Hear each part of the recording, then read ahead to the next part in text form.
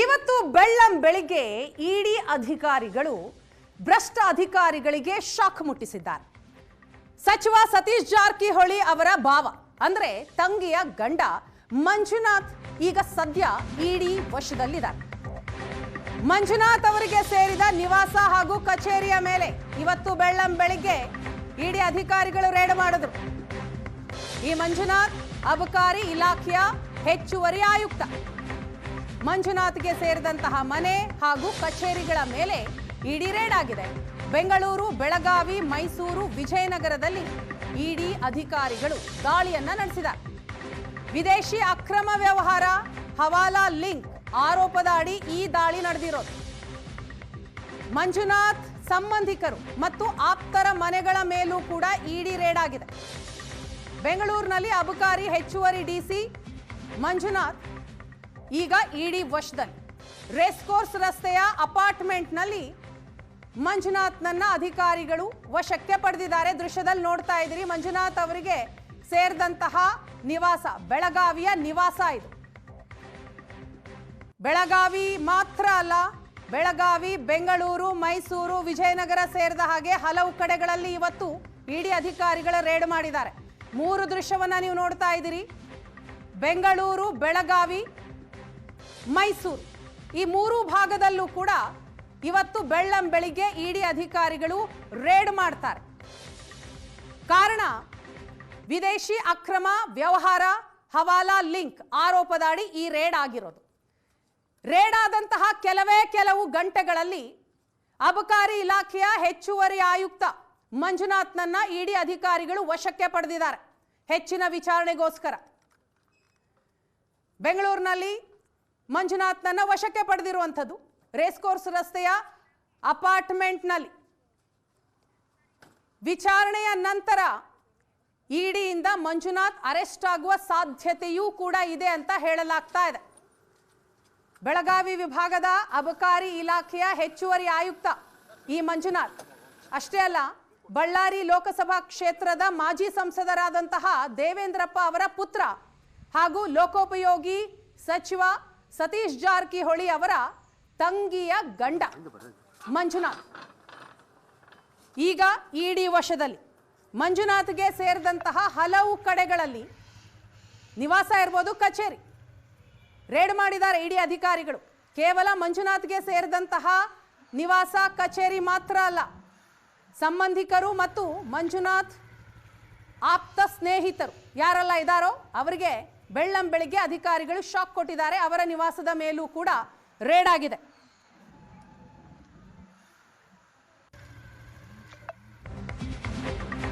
ಇಡಿ ದಾಳಿಯ ವೇಳೆ ಮಂಜುನಾಥ್ ಮನೆಯಲ್ಲಿ ಬಾರ್ ಲೈಸೆನ್ಸ್ಗಳು ಪತ್ತೆಯಾಗಿವೆ. ಬೇನಾಮಿ ಬಾರ್ ಲೈಸೆನ್ಸ್ಗಳನ್ನ ಅಧಿಕಾರಿಗಳು ವಶಕ್ಕೆ ಪಡೆದಿದ್ದಾರೆ. ಬೆಳಗಾವಿ, ದಾವಣಗೆರೆ, ಬಳ್ಳಾರಿ, ಮೈಸೂರು ಹಾಗೂ ಬೆಂಗಳೂರಿನ ಲೈಸೆನ್ಸ್ಗಳು. ಯಾರದ್ದೋ ಹೆಸರಿನಲ್ಲಿ ಮಂಜುನಾಥ್ ಲೈಸೆನ್ಸ್ ಪಡೆದಿದ್ದಾರೆ ಅನ್ನುವಂತಹ ಆರೋಪದ ಹಿನ್ನೆಲೆಯಲ್ಲಿ ಈ ರೇಡ್ ಆಗಿದೆ. ದಾಳಿಯ ಸಂದರ್ಭದಲ್ಲಿ ಬೇನಾಮಿ ಬಾರ್ ಲೈಸೆನ್ಸ್ಗಳ ಅಗ್ರಿಮೆಂಟ್ಗಳು ಪತ್ತೆಯಾಗಿದೆ.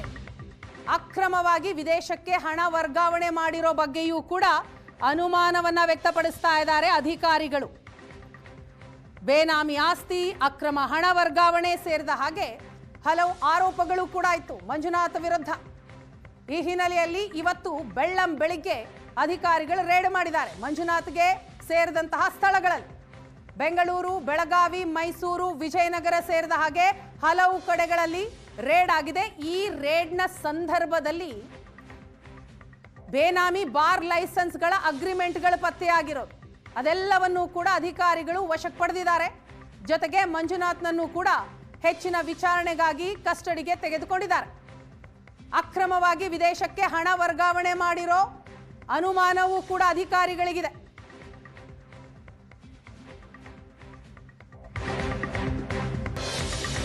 ಬೆಳಗಾವಿಯ ಅಬಕಾರಿ ಡಿವೈಎಸ್ಪಿ ವಿಶ್ವನಾಥ್ ಗಾಣಿಗೆರ ಮನೆಯ ಮೇಲೂ ಕೂಡ ದಾಳಿಯಾಗಿದೆ.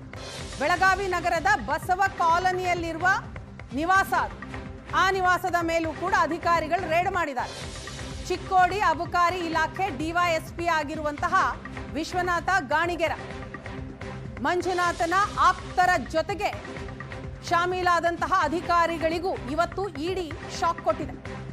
ವಿಜಯನಗರ ಜಿಲ್ಲೆಯ ಹರಪನಹಳ್ಳಿ ತಾಲೂಕಿನ ಅರಸೀಕೆರೆಯಲ್ಲೂ ಕೂಡ ರೇಡ್ ಆಗಿದೆ.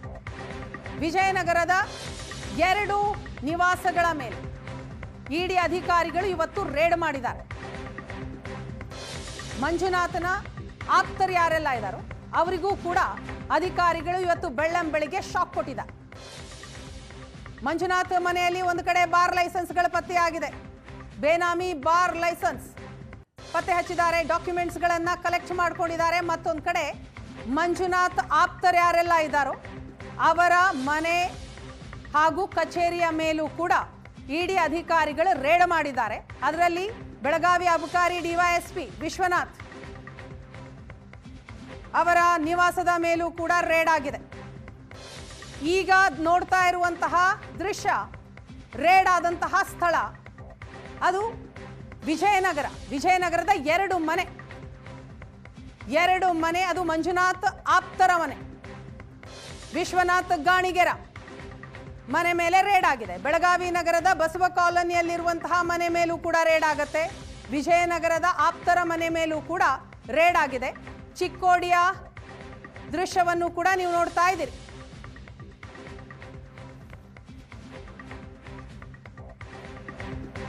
ಈ ಬಗ್ಗೆ ಡೀಟೇಲ್ಸ್ ಪಡೆದುಕೊಳ್ಳೋಣ. ನಮ್ಮ ಬೆಳಗಾವಿಯ ಪ್ರತಿನಿಧಿ ಅನಿಲ್ ಇದೀಗ ನಮ್ಮ ಜೊತೆ ಸಂಪರ್ಕದಲ್ಲಿದ್ದಾರೆ.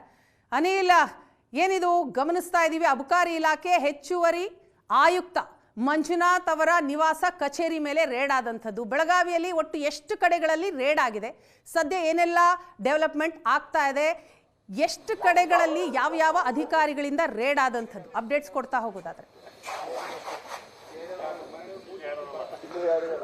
ಹೌದು ವಿನಾ, ಸತೀಶ್ ಜಾರಕಿಹೊಳಿ ಸಂಬಂಧಿ ಹಾಗೂ ಅಬಕಾರಿ ಇಲಾಖೆಯ ಅಪರ ಆಯುಕ್ತರಾಗಿರ್ತಕ್ಕಂಥ ಮಂಜುನಾಥ್ ಮನೆ ಮೇಲೆ ಇವತ್ತು ಬೆಳಗಿನ ಜಾವ ಇಡಿ ಅಧಿಕಾರಿಗಳು ದಾಳಿಯನ್ನು ಮಾಡಿರುವಂತದ್ದು. ಬೆಳಗಾವಿ ಹಾಗೂ ಮೈಸೂರು ಮತ್ತು ಬೆಂಗಳೂರಿನಲ್ಲಿ ಈ ದಾಳಿ ನಡೆದಿರುವಂತದ್ದು. ಒಟ್ಟು ದೇಶದ ವಿವಿಧ ಭಾಗಗಳಿಂದ ಇಡಿ ಅಧಿಕಾರಿಗಳು ಬಂದು ದಾಳಿ ಮಾಡಿರುವಂತದ್ದು. ದಾಳಿ ವೇಳೆ ಸಾಕಷ್ಟು ಅಕ್ರಮವಾಗಿ ಬಾರ್ ಲೈಸೆನ್ಸ್ ಅನ್ನು ಹೊಂದಿರುವ ಬಗ್ಗೆ ಮಾಹಿತಿ ಕೂಡ ಇರುವಂತದ್ದು. ಹೀಗಾಗಿ ಆ ಎಲ್ಲ ಅಕ್ರಮವಾಗಿ ಬಾರ್ ಲೈಸೆನ್ಸ್, ಬೇನಾಮಿ ಹೆಸರಿನ ಲೈಸೆನ್ಸ್ಗಳಿದ್ದು ಅವುಗಳನ್ನೆಲ್ಲ ಪರಿಶೀಲಿಸುವ ಕೆಲಸವನ್ನು ಕೂಡ ಅಧಿಕಾರಿಗಳು ಮಾಡ್ತಿದ್ದಾರೆ ಅನ್ನುವಂತಹ ಮಾಹಿತಿ ಕೂಡ ಈಗ ಲಭ್ಯವಾಗ್ತಿರುವಂತದ್ದು. ಮೈಸೂರಿನಲ್ಲೂ ಕೂಡ ದಾಳಿ ಆಗಿರುವಂತದ್ದು. ಬೆಳಗಾವಿ ಹಾಗೂ ಬೆಂಗಳೂರು 3 ಕಡೆ ಅಧಿಕಾರಿಗಳು ಕಳೆದ 7-8 ಗಂಟೆಗಳಿಂದ ದಾಳಿಯನ್ನು ಮಾಡಿ ಮಾಹಿತಿ ಪರಿಶೀಲಿಸುವ, ದಾಖಲೆಗಳನ್ನು ಪರಿಶೀಲಿಸುವ ಕೆಲಸವನ್ನು ಕೂಡ ಮಾಡ್ತಿರುವಂತದ್ದು. ದಾಳಿ ಕೂಡ ಇನ್ನೂವರೆಗೂ ಮುಂದುವರೆದಿರುವಂತದ್ದು. ಸಾಕಷ್ಟು ಅರಶಿನ ಪಡೆ ಕೂಡ ಈಗ ದಾಳಿ ವೇಳೆ ಬದ್ಧತೆ ಕೂಡ ಬಂದಿರುವಂತದ್ದು. ಎಲ್ಲ ಕಡೆಯೂ ಕೂಡ ಮೈಸೂರಲ್ಲೂ ಕೂಡ ಅರಶಿನ ಪಡೆ ಇರುವಂತದ್ದು, ಬೆಂಗಳೂರಲ್ಲಿ ಕೂಡ ಇರುವಂತದ್ದು, ಬೆಳಗಾವಿಯಲ್ಲಿ ಕೂಡ ಇರುವಂತದ್ದು. ಹೀಗಾಗಿ ಸಾಕಷ್ಟು ಮಾಹಿತಿಗಳು ಇನ್ನಷ್ಟೇ ಯಾವೆಲ್ಲ ದಾಖಲೆಗಳು ಸಿಕ್ಕಿದಾವೆ ಅನ್ನುವಂತಹ ಮಾಹಿತಿಯನ್ನು ಅಧಿಕಾರಿಗಳೇ ಇನ್ನಷ್ಟೇ ನೀಡಬೇಕಿರುವಂತದ್ದು. ಆದ್ರೆ ಅಕ್ರಮವಾಗಿ ಬೇನಾಮಿ ಬಾರ್ ಲೈಸೆನ್ಸ್ಗಳೇನಿದಾವೆ ಅವೆಲ್ಲ ಸಿಕ್ಕಿದಾವೆ ಅನ್ನುವಂತಹ ಮಾಹಿತಿ ಕೂಡ ಈಗ ಇರುವಂತದ್ದು ವೀಣಾ. ಇದರ ಜೊತೆಗೆ ಮಂಜುನಾಥ್ ಅವರ ನಿವಾಸವನ್ನ ಹೊರತುಪಡಿಸಿ ಅವರಿಗೆ ಸಂಬಂಧಪಟ್ಟಂತವರು, ಸಂಬಂಧಿಕರು ಇರ್ಬೋದು, ಆಪ್ತರಿರ್ಬೋದು, ಅವರ ನಿವಾಸದ ಮೇಲೆ ಬೆಳಗಾವಿಯಲ್ಲಿ ಏನಾದರೂ ರೇಡ್ ಆಗಿದೆಯಾ ಅನಿಲ್?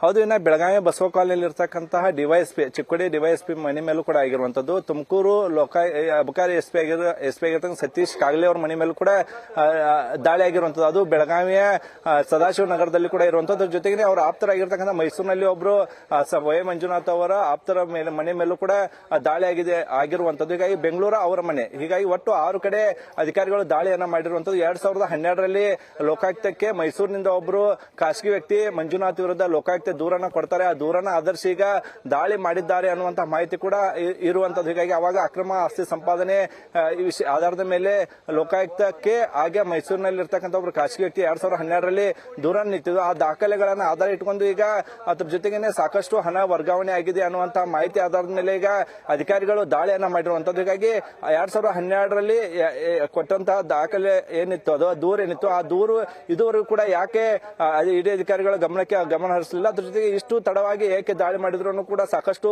ಪ್ರಶ್ನೆಗಳು ಮೂಡ್ತಿರುವಂತ. ಯಾಕಂದ್ರೆ ಈಗಷ್ಟೇ ಸತೀಶ್ ಜಾರಕಿಹೊಳಿ ಅವರು ಕೂಡ ಪ್ರತಿಕ್ರಿಯೆಯನ್ನ ಬೆಳಗಾವಿ ನೀಡಿರುವಂತದ್ದು. ಇಡೀ ದಾಳಿ ಆಗಿದೆ, ದಾಳಿ ಯಾಕಾಗಿದೆ ಅನ್ನುವಂತ ಮಾಹಿತಿ ಇಲ್ಲ.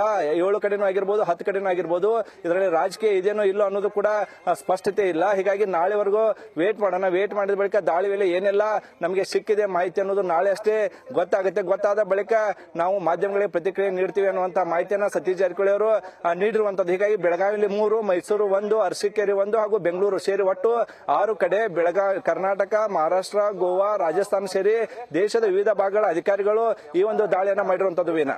ಎಸ್, ಥ್ಯಾಂಕ್ ಯು ಅನಿಲ್ ತಮ್ಮ ಡೀಟೇಲ್ಸ್ಗಾಗಿ.